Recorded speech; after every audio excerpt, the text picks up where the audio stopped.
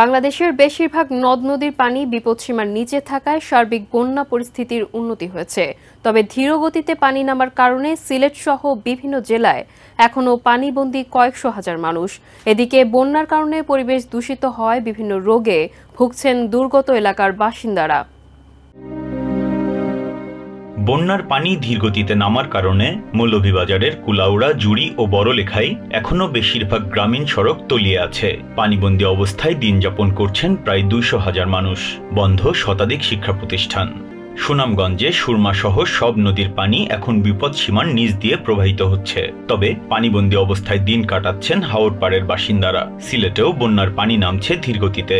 কুড়িগ্রামে ধরলা, দুধকুমার ও ব্রহ্মপুত্রের পানি বিপদসীমার নিচে নামলেও চর ও নিচু এলাকায় এখনো অনেকেই পানিবন্দী। আশ্রয়কেন্দ্র বা উঁচু স্থানে আশ্রয় নেয়া বহু মানুষ এখনো ঘরে ফিরতে পারেননি। সিরাজগঞ্জের 5 উপজেলার 34টি ইউনিয়ন এখনো বন্যা কবলিত।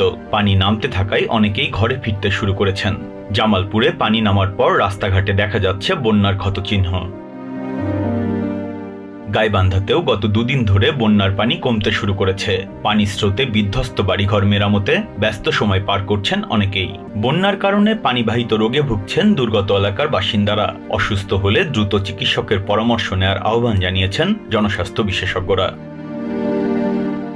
Biprajit Chanda, TVN 24 news desk.